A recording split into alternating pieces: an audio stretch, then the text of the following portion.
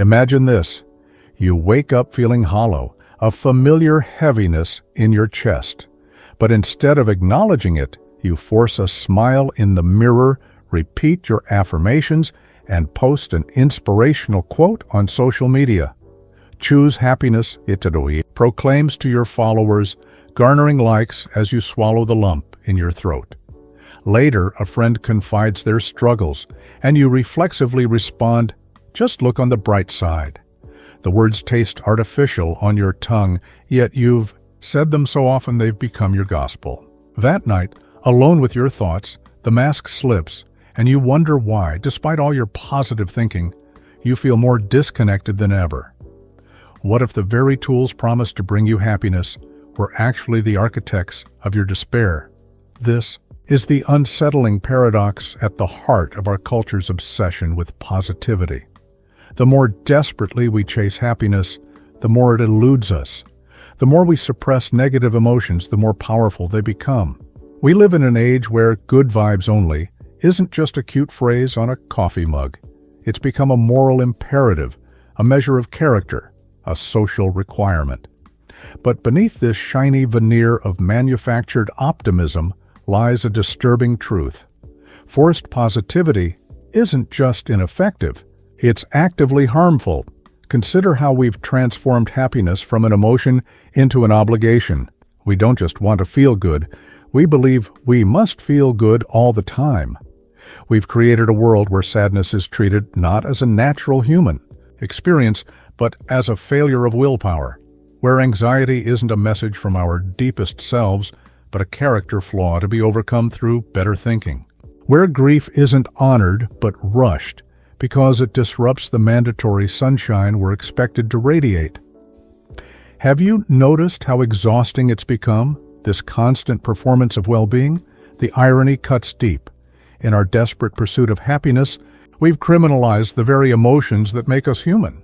We've pathologized normal responses to an often painful world, and in doing so, we've created a new form of suffering, the shame of not being happy enough, positive enough, grateful enough. A second layer of pain atop our original, authentic emotions. What's the cost of this emotional sleight of hand? When was the last time you answered, "How are you?" with complete honesty?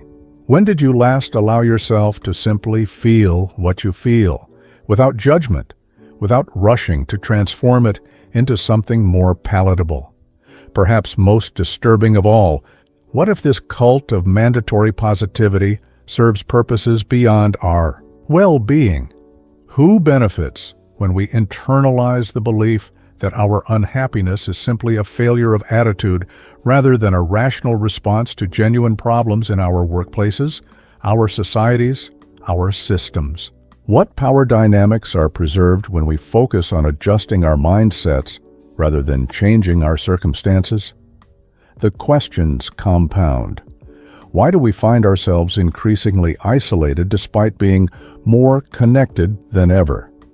Why has anxiety reached epidemic proportions in the age of positive psychology? Why do we feel like imposters in our own lives, secretly struggling while curating images of perfect happiness? Something has gone terribly wrong with how we understand human emotion. Something insidious has corrupted our relationship with our own internal worlds. We've been sold a vision of emotional life that bears little resemblance to the complex, contradictory reality of being human.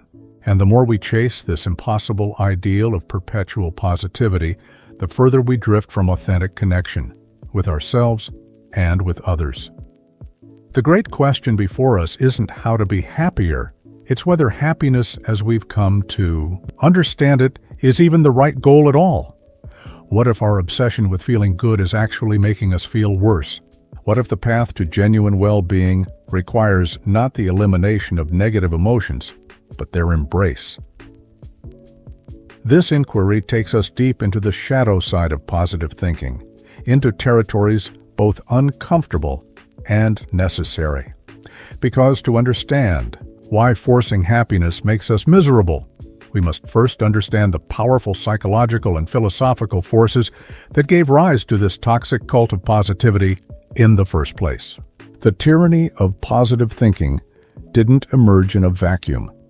Its roots run deep through our cultural, economic, and psychological landscapes. A perfect storm of forces that transformed a helpful insight, mindset matters, into a suffocating dogma. Negative emotions are failures. To understand this transformation, we must journey back to America's unique relationship with optimism. From its founding, the United States mythologized itself as a land of unlimited possibility where anyone could reinvent themselves through sheer will. This narrative, essential to the American dream, laid the groundwork for what philosopher Barbara Ehrenreich calls bright-sided thinking, the distinctly American belief that reality can be bent through attitude alone. But it was the 19th century's New Thought movement that truly sanctified positivity, claiming that thoughts directly shape reality, not just metaphorically, but literally. "Think good things and good things happen," proclaimed Phineas Quimby, laying the foundation for what would eventually become the secret manifestation culture and countless corporate motivation seminars. This pseudo-spiritual framework transformed positive thinking from a psychological technique into something approaching a metaphysical law. Friedrich Nietzsche foresaw the danger of such simplified worldviews, warning that when we deny life's inherent suffering and contradiction, we create a false optimization that weakens rather than strengthens us. His concept of amor fati, the love of fate, including its hardships, stands in stark opposition to our modern refusal to face life's darker aspects. Similarly, Arthur Schopenhauer understood that human existence inherently contains suffering, and that denying this truth merely compounds our pain. But philosophy alone doesn't explain positivity's chokehold on our culture. For that, we must examine the economic structures that benefit from our emotional self-regulation. Consider how the rise of self-help positivity coincided with the decline of communal support systems and collective responsibility. As Viktor Frankl observed, meaning comes not from pursuit of happiness itself, but from purpose, love, and even unavoidable suffering faced with dignity. Yet modern capitalism requires a different psychological orientation.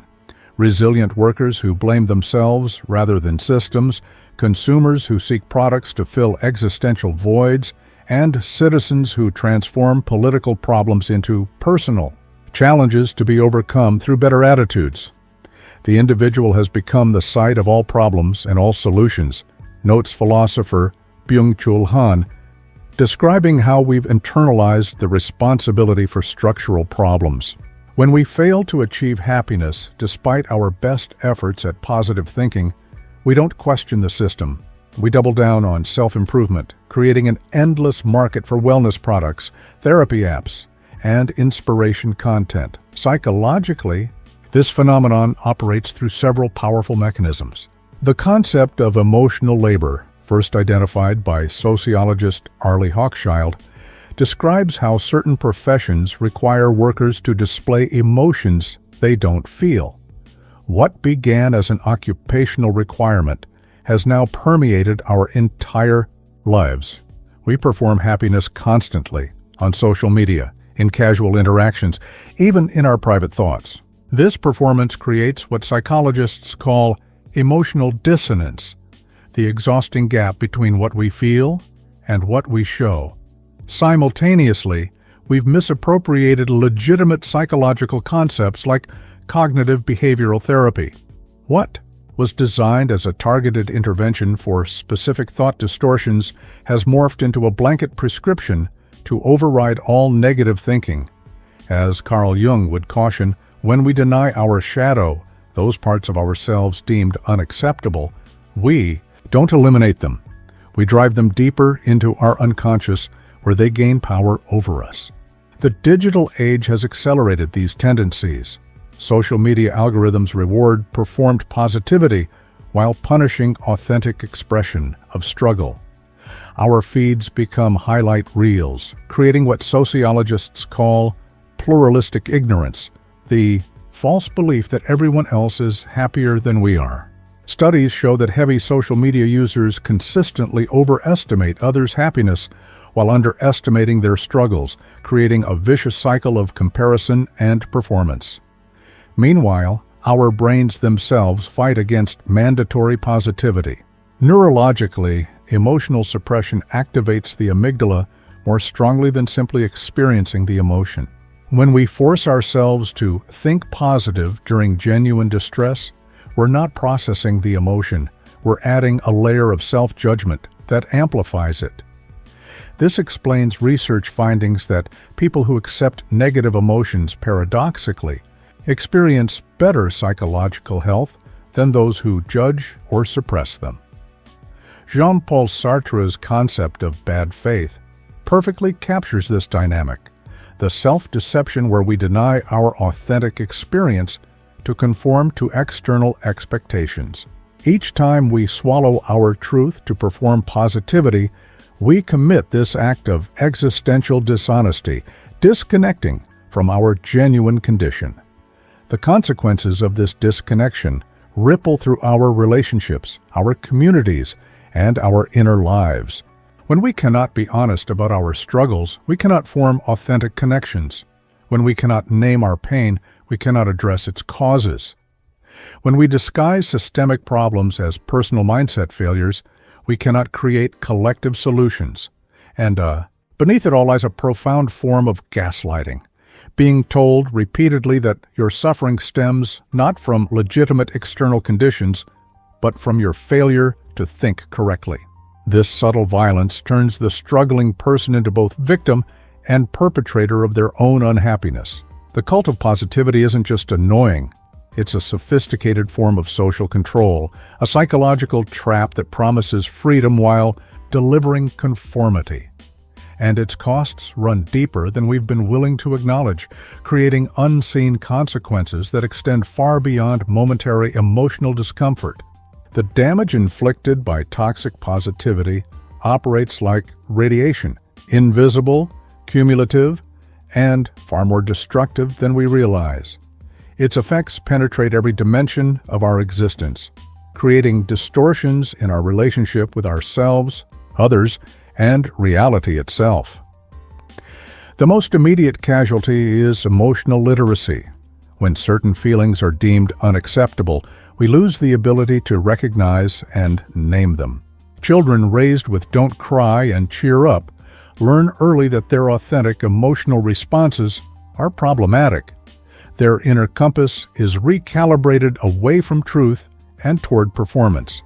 By adulthood, many can no longer distinguish between what they actually feel and what they're supposed to feel, a condition psychologists call alexithymia, the inability to identify and express emotions. This emotional confusion creates a peculiar form of suffering, not just the original pain, but the meta-emotion of shame about that pain. I feel bad about feeling bad becomes the recursive trap. Research by psychologist Brett Ford found that the more people value happiness as a goal, the more likely they are to experience disappointment and depression when facing life's inevitable challenges. The cruel irony, those most desperately pursuing happiness become the least equipped to experience it.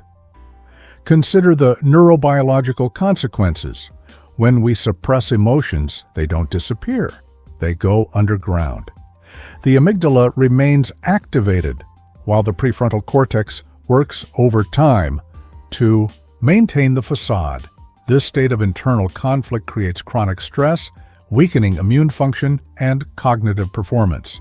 Meanwhile, the hormonal signatures of suppressed emotions, cortisol, adrenaline, continue to circulate, creating inflammation and dysregulation throughout the body. Your plastered-on smile might be slowly killing you. Psychologically, the damage runs deeper still.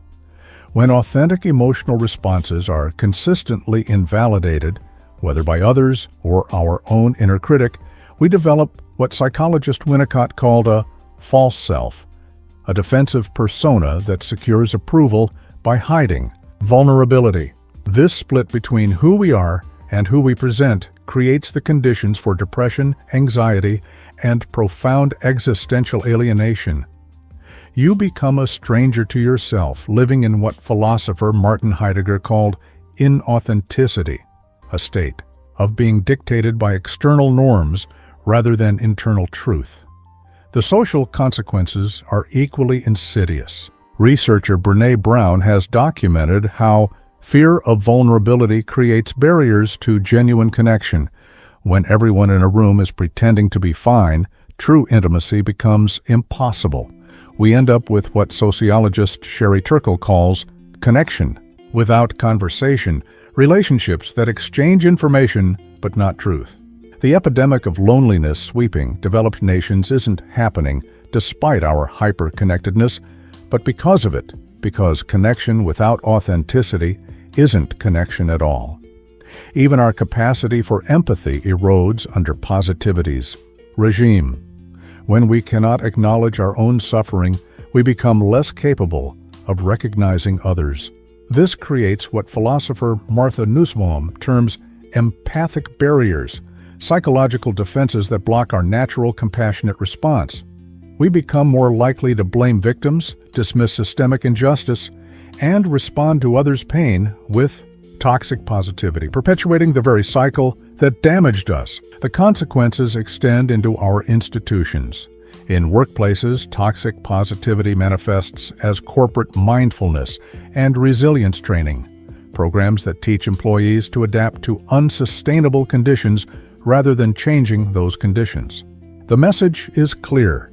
Your burnout isn't from excessive workloads, inadequate resources, or structural inequalities. It's from your failure to maintain a positive attitude.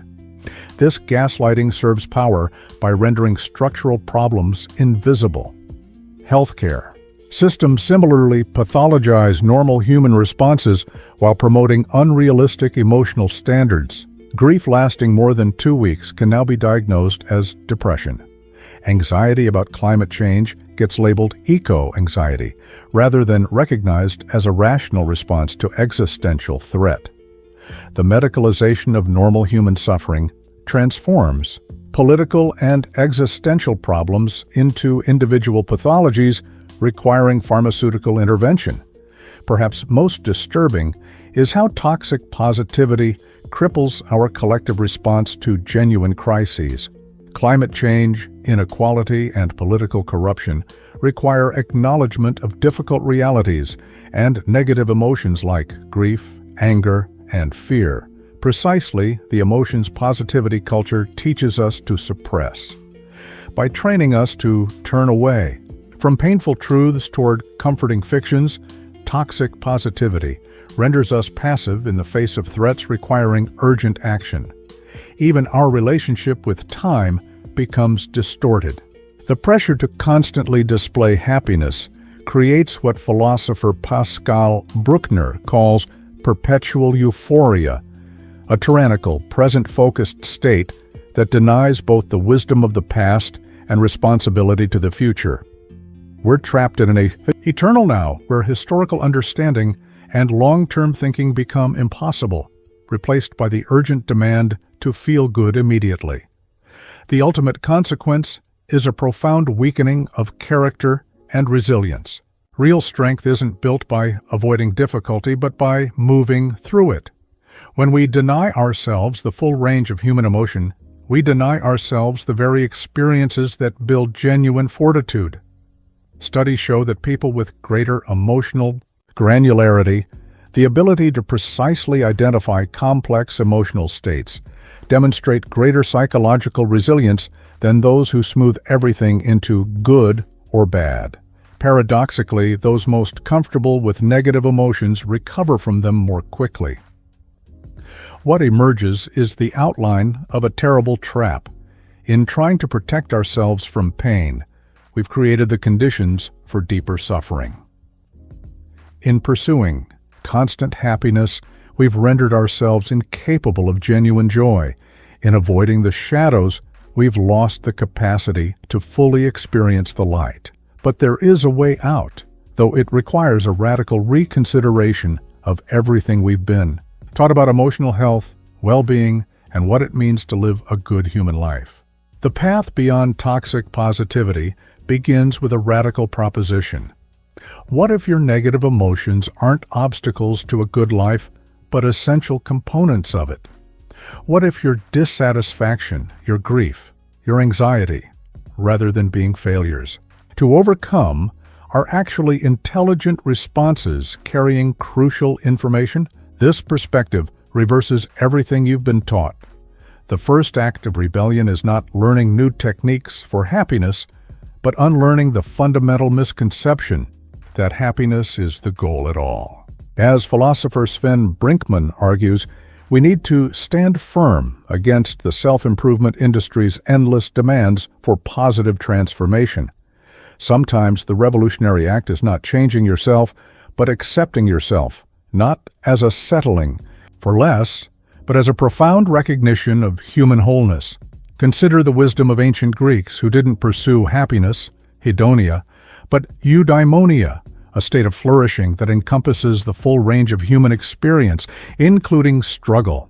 Or look to Japanese philosophy of wabi-sabi, which finds beauty precisely in imperfection, impermanence, and incompleteness.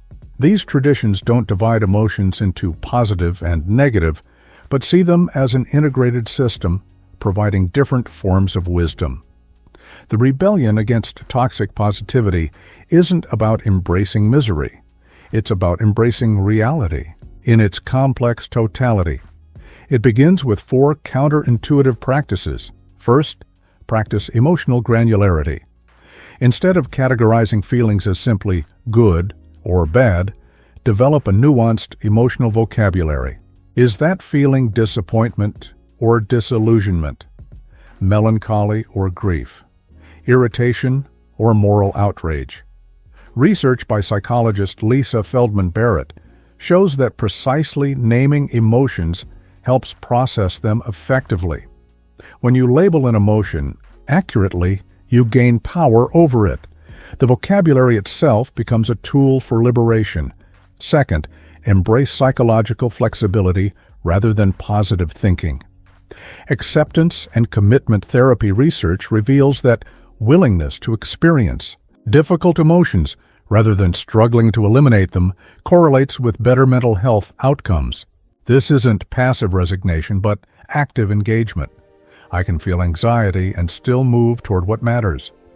The goal shifts from controlling your internal weather to navigating skillfully within it, whatever storms may come. Third, practice strategic negativity. Defensive pessimism, anticipating what might go wrong, helps many people perform better than forced optimism. The Stoics used negative visualization to cultivate gratitude and resilience. Studies show that imagining worst-case scenarios often reduces anxiety, rather than increasing it, by making the uncertain certain, the overwhelming manageable. What would happen if you stopped trying to silence your inner critic and instead engaged it as a protective, if overzealous, advisor? Fourth, reclaim depth through emotional authenticity. In a culture of superficial positivity, genuine expression becomes revolutionary. When you acknowledge your struggles openly within appropriate contexts, you create permission for others to do the same. Vulnerability paradoxically becomes a form of strength. As poet Rainer Maria Rilke advised, "Let everything happen to you, beauty and terror. Just keep going. No feeling is final." Historical figures who exemplify this integration of light and shadow surround us. Viktor Frankl found meaning in Nazi concentration camps, not through positive thinking, but through tragic optimism, the ability to say yes to life in spite of its inevitable pain. Frida Kahlo transformed personal suffering into art that refuses easy consolation yet affirms life's value. Nelson Mandela emerged from 27 years of imprisonment not with toxic forgiveness that denied injustice, but with a clear-eyed reconciliation that acknowledged both harm and possibility. These examples point toward a more integrated approach to human experience, one that doesn't split us into acceptable and unacceptable parts, but embraces the entirety of who we are. This rebellion requires practical action. Begin by conducting an emotional audit. Which feelings do you automatically judge as bad or weak? Which experiences do you rush to reframe rather than simply feel? Notice the language of should that surrounds your emotional life. All the ways you've internalized the demand to feel differently than you do, then create containers for authentic expression. This might be journaling without censorship, conversations where you agree to drop the mask, creative practices that honor complexity, or therapy focused not on eliminating negative emotions, but understanding their function. The goal isn't endless emotional processing, but integration, allowing all parts of your experience to be acknowledged. Simultaneously, examine the social structures that enforce toxic positivity, which relationships punish authenticity, which environments demand emotional performance. Sometimes liberation requires setting boundaries with the friend who constantly invalidates your feelings with good vibes only.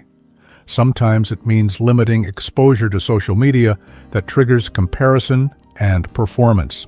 Sometimes it means challenging workplace cultures that use positivity to silence legitimate concerns. The radical truth is that genuine well-being has less to do with feeling good than with feeling whole. Studies on post-traumatic growth reveal that people who experience the deepest suffering often develop the most profound capacity for joy, connection, and meaning, not by denying their pain, but by allowing it to transform them. What awaits on the other side of toxic positivity isn't perpetual happiness, but something far more valuable: the ability to hold complexity, to find meaning in both pleasure and pain, to remain open to life in all its dimensions. This integration creates a different kind of resilience, not the brittle forcing of positive thoughts during hardship, but the suppleness to bend without breaking, to absorb difficulty without being defined by it. It creates deeper relationships built on authentic sharing rather than performance. Most importantly, it reconnects you with your internal compass, your ability to discern what's true rather than what's comfortable.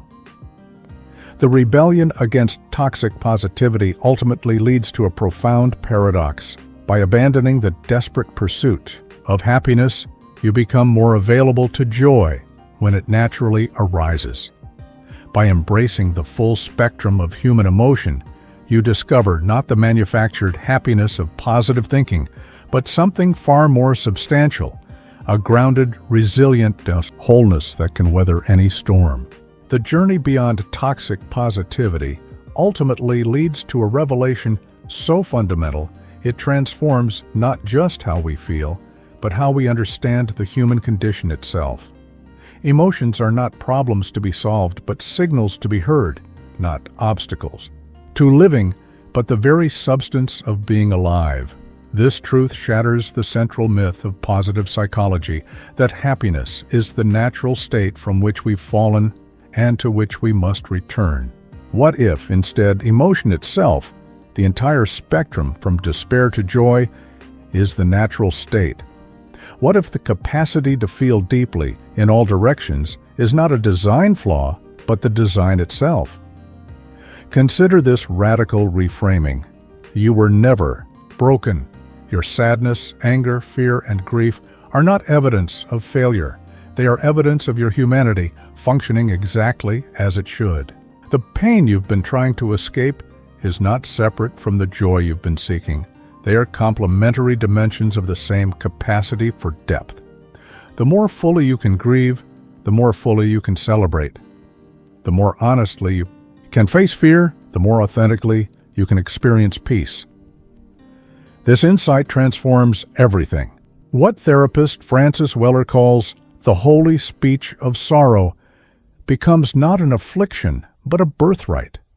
The emotion you've spent your life running from reveals itself as the doorway to everything you've been seeking. The vulnerability you've hidden becomes your greatest strength. The sensitivity you've been ashamed of becomes your most valuable gift. Neuroscience confirms this integration. Research on emotional processing shows that suppressing so-called negative emotions dampens positive ones as well. They run through the same neural pathways. Studies on emodiversity, the variety and relative abundance of emotions experienced, show that greater emotional complexity predicts better mental and physical health than positivity alone. Your nervous system was designed not for continuous happiness, but for profound responsiveness to a complex world. Throughout human history, wisdom traditions have understood this unity of joy and sorrow. In Buddhism's first noble truth, suffering, dukkha, isn't a problem to overcome but the starting point for awakening. In Christianity, the wound in Christ's side never heals, suggesting that vulnerability remains even in transcendence. Indigenous wisdom worldwide honors both celebration and lamentation as sacred practices that keep communities in right relationship with reality. The ultimate liberation comes when we stop trying to transcend our humanity and instead fully embody it. When we recognize that emotion, all emotion, is neither good nor bad but simply information. When we understand that well-being isn't the absence of suffering but the capacity to be fully present with whatever arises. This shift transforms personal suffering. The pain you feel no longer needs to be immediately fixed, denied, or transformed. It can simply be witnessed. What you resist persists. What you embrace transforms. By meeting your despair with courage, your anxiety with curiosity, your anger with respect, you discover their intelligence and purpose. The emotions that seem like obstacles become catalysts for your deepest growth. It transforms relationships as well. When you no longer need others to make you feel better, when you can hold your own discomfort, authentic connection becomes possible. You can be present with others' pain without trying to fix it. You can reveal your struggles without apology. The masks fall away. Genuine intimacy emerges. Most profoundly, this integration transforms how you participate in the world.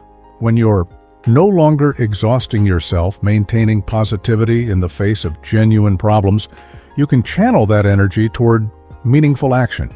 Your anger at injustice becomes fuel for change rather than a negative emotion to suppress. Your grief for environmental destruction becomes a measure of your love for the world rather than a depression to overcome. Your anxiety about the future becomes a call to responsibility rather than a disorder to medicate. This is the revolutionary potential hiding within your so-called negative emotions. They are not just personally meaningful, but politically powerful. Systems of oppression require our emotional compliance, our willingness to suppress our authentic responses to unjust conditions. By reclaiming the full spectrum of human feeling, you reclaim your power to respond truthfully to what is happening in and around you. The ultimate truth is both simpler and more radical than positive psychology. Ever imagined you don't need to be fixed? You need to be whole. And wholeness includes everything: the light and the shadow, the joy and the sorrow, the triumph and the failure. In the words of poet Mary Oliver, you only have to let the soft animal of your body love what it loves. Imagine living from this place of integration, no longer splitting yourself into acceptable and unacceptable parts, no longer exhausting yourself with the performance of perpetual positivity. Imagine the energy liberated when you stop fighting against your own nature. Imagine the depth of connection possible when you can bring your whole self to relationships. Imagine the clarity that comes when you trust your emotional responses as information rather than interference. This is not a path for the faint of heart.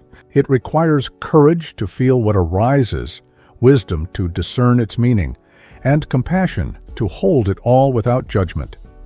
It demands that you question cultural norms that equate success with happiness and value appearance over authenticity. It asks you to risk being seen in your entirety, not just your carefully curated best parts. But on the other side of this integration lies not the fragile happiness of positive thinking, but the profound aliveness that comes from full engagement with reality. Not the brittle optimism that denies difficulty, but the resilient hope that acknowledges everything yet still chooses life. Not the superficial connection of shared performance, but the soul-deep recognition that happens when we meet each other, as we truly are. The way forward isn't through more sophisticated happiness techniques, but through radical acceptance of our complex humanity. The path isn't up and away from your messy emotions, but through them. The destination isn't perpetual bliss, but perpetual authenticity, the capacity to remain true to yourself through every season of experience. In the end, the antidote to toxic positivity isn't negativity, but wholeness, not optimism or pessimism, but realism infused with compassion, not the pursuit of happiness, but the pursuit of truth, including difficult truths held with kindness. Not the denial of darkness, but the discovery that light and shadow together create depth. This is your birthright. Not a life without suffering, but a life in which nothing is wasted, where every experience, pleasant or painful, becomes part of the rich tapestry of your becoming, where you no longer need to perform or pretend, where you can stand in the full truth of who you are, where you discover that by embracing everything, you become free.